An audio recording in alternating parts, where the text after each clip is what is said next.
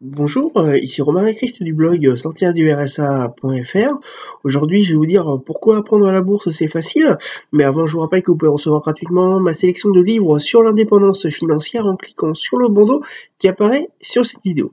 Donc effectivement, aujourd'hui, je vais vous dire pourquoi apprendre la bourse c'est facile, et cela pour 3 raisons. Donc on va voir tout ça dans cette vidéo.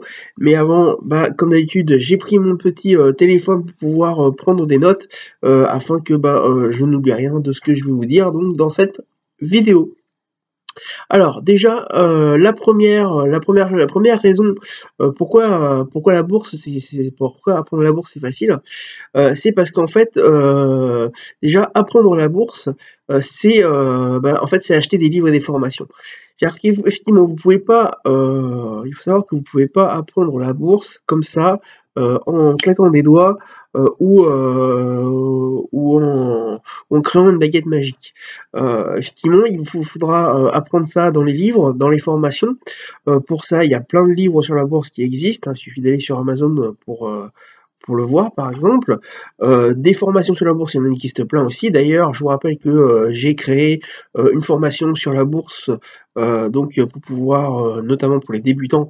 Donc là, à ce moment-là, vous avez un bandeau qui va apparaître sur la vidéo, qui va vous présenter donc ma ma formation sur la bourse pour les débutants. Donc vous pouvez aller voir ça. Si effectivement vous voulez sérieusement apprendre la bourse, il faudra que vous passiez à un moment ou à un autre, soit par les livres, soit par les formations, et donc devoir investir un petit peu d'argent dans ces investissements, dans ces livres ou ces formations, pour pouvoir apprendre la bourse sérieusement. Ensuite, la deuxième raison, la deuxième chose à savoir pour apprendre à la bourse, c'est qu'il va falloir que vous appreniez à perdre de l'argent. Effectivement, vous allez vous apercevoir lorsque vous allez débuter la bourse, ou si vous avez déjà débuté la bourse, vous en avez déjà rendu compte, c'est que les jours de baisse, et notamment les jours de baisse significatifs de bourse, donc les journées de bourse en baisse de 1 ou 2% voire plus, forcément, quand vous avez un portefeuille boursier qui devient important, ça fait des lourdes chutes, des lourdes pertes si vous allez voir, votre portefeuille le soir après cette baisse-là. Par exemple, vous pouvez imaginer que 1% de 1000 € de portefeuille boursier, par exemple, ça fait 10 € de perdu. Voilà, donc imaginez, si effectivement vous avez 10 000 € d'investissement en bourse dans votre portefeuille, vous avez 10 000 € d'actions en bourse. Si effectivement vous perdez ce jour-là 1% de votre portefeuille, ça fait 100 €. Pardon. Donc vous voyez que ça peut vite, surtout si effectivement euh, vous êtes une personne, on va dire, normalement constituée, où pour vous 100 € ou même 10 € ça peut être beaucoup, et vous pouvez vous dire ah ouais non mais c'est pas possible, je vends tout avant que je perde tout. Donc il va falloir que vous appreniez à perdre de l'argent lorsque vous avez une baisse. Il ne faut pas oublier que tant que vous n'avez pas vendu vos actions, vous n'avez rien perdu finalement.